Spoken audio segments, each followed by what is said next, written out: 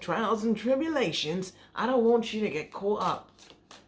I don't want you to get caught up, because now is the time that we're being called to bring in the blessings. Let me see what came out here.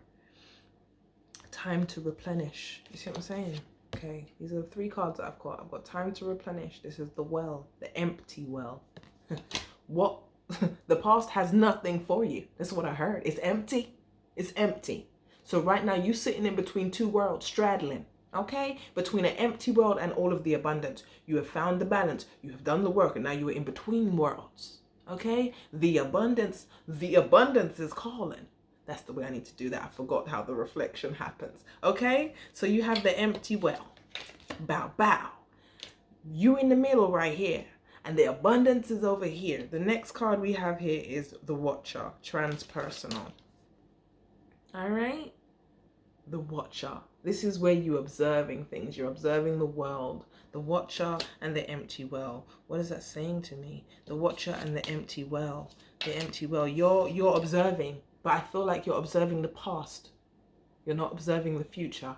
Not just yet. You have done the observations of the past, which is why you healed through what you needed to heal through. And that's why you are here. Okay? You are in your balance. You are balanced and connected with yourself. You're also connected to the divine. But now the divine is in tune with you, and it's like, so what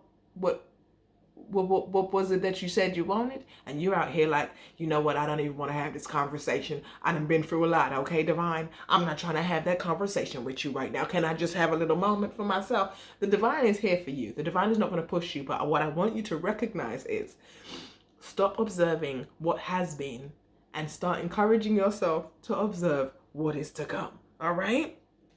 The last card, the 3rd card that came out was a Wailing Tree, Reconciliation. I'm sure I said that right. Wailing Tree, Reconciliations. Now, to me, this reconciliation kind of represents the past a little bit. It's still representing the past, where you're reconnecting yourself with the past, but in a way that's limiting you from looking ahead and creating that which you desire. So in the reconciliation, there is always an opportunity to develop a new relationship with the past. Look at the past and thank the past for showing you that which is for you. It's almost like the past had to be there for you to see what is for you, what is to come. How can you celebrate the new if you can't acknowledge the old? You know, you just can't. So you have to reconnect in some ways to be able to then identify the new. This is just what I'm feeling. Okay. The Wailing Tree. Should I read that one? Should I? All right.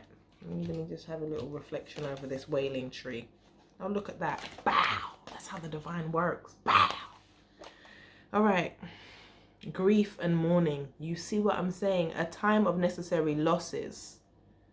Necessary losses. You're going to feel like it's a loss. And it's necessary. Because it's not really a loss. It's a gain.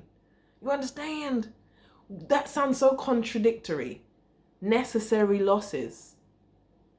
Necessary losses. When you really don't lose anything, you only gain things. When you're first observing it, it's going to look like a loss. But you need to recognize the loss was necessary for you then to be able to transmute it and understand that it was a gain. Because from the loss, you are able to see what you receive on the back end. What you release. It's only a loss when you don't want to let go of it. That's a message. It's only a loss when you're holding on to it. When you respectfully release it, you are open to receiving new. Then it's not a loss, is it? Because you let go of it. You can't have lost something you let go of. You hear me? It's different. It's different. Anyway, the Wailing Tree. When you encounter the Wailing Tree on your path, it's an invitation to stay a while and regroup. A place for you to rest and allow yourself to say goodbye to what no longer serves. You may have been overdoing things, working too hard, or putting too much effort into life with little reward. That feeling of not being reciprocated can really burden. Anyway, let me continue. If you've been considering making a change, now is the time to do so, baby. Now is the time. Ooh, the divine really makes me feel good. One important thing to consider before you make any changes is that you need to allow yourself to feel your disappointment, your loss, and mourn what was and what could not be. You have to mourn it, because it was never going to give you what it is that you deserve and you need. It was never going to give you that. Okay? This is a way to honor your experience, to give yourself time to consider all the gifts in it, to put proper closure on it, to really know what you'll learn. Let me just start over with that sentence, because I don't know. I'm excited though. I like confirmations. They really do warm my heart. Anyway, so this is a way to honor your experience, to give yourself time to consider all the gifts in it, to put proper closure on it, to really know what you've learned as you walk away from it and into something new. Even in the perception of failure, there is much good to be discovered. However, skipping the stages of loss doesn't get you to reconciliation any faster. In fact, you will discover that you will have to come back at some point. If you don't do this release properly, if you don't really honor that which has been, to move into the next stages, it will haunt you. You come back up. It will show back up in new relationships. This is one of the things you really want to take heed of right now. You don't want to repeat cycles because you weren't willing to release that which had nothing for you anyway. The empty well. Okay, baby. The divine is speaking and I'm listening. Okay. However, skipping stages of loss doesn't get you to reconciliation any faster. In fact, you will discover that you will have to come back at some point. So do it all now. Look at it all squarely and honestly, and stay with your feelings. Don't run from your feelings. Don't run from. Life is not either or. It's both and this and that. So as you dive in and process this, allow it to become a temporary travel companion on your journey. You on a journey, baby. This is not permanent. This what has felt like a lifetime of potential solitude and isolation. Baby, I know. What has felt like a lifetime is just part of the journey. It's just a stop on the journey, and there is so much more to experience. The feelings that this will bring you, oh my God, the feelings that this will bring to the surface will be challenging for sure. Yet, like all things, they will pass soon enough, and you will be more enriched by the experience. All right? Y'all forgive me for my ADHD brain that like thinks of 1,000 things while I'm trying to read. It's a lot to process, but I'm so appreciative of how I do the things I do. That's a word. There was many words. That was many words. All right. Make sure you tap in, y'all. If this is resonating for you, tap in. Okay. Here we are all welcome. This is a divine mirror where we get to see the best versions of ourselves. We learn more about ourselves here. This is just a space, a truest space of expansion and compassion and acceptance. It's a beautiful thing. So we have 3 more cards that have come out, and I'm going to read them to you. Okay, we have Fool's Embrace. This is the transmutation of pain. If you didn't know that you was transmuting right now, this is exactly what you're doing. But you're not ignoring your feelings to get to the next destination. You're actually honoring your feelings to get there. Okay? The Fool's card, it also represents the beginning of something where you feel like a novice. All right? Those of you who are into the tarot. This shaman here is giving us the confirmation that, you know, the pain is what is really inherently allowing us to get to the next step. It's the pain that is being honored, being held, being seen, being understood by self, by the divine, and using that as the fertilizer for that which is to come, because you are being honored. This is a crown. It looks like a really scary crown, okay? But it's still a crown, all right? You are still being celebrated in this energy, understand you are being celebrated all the way along your journey. And if anybody has something to say about it, tell them come see me. Okay?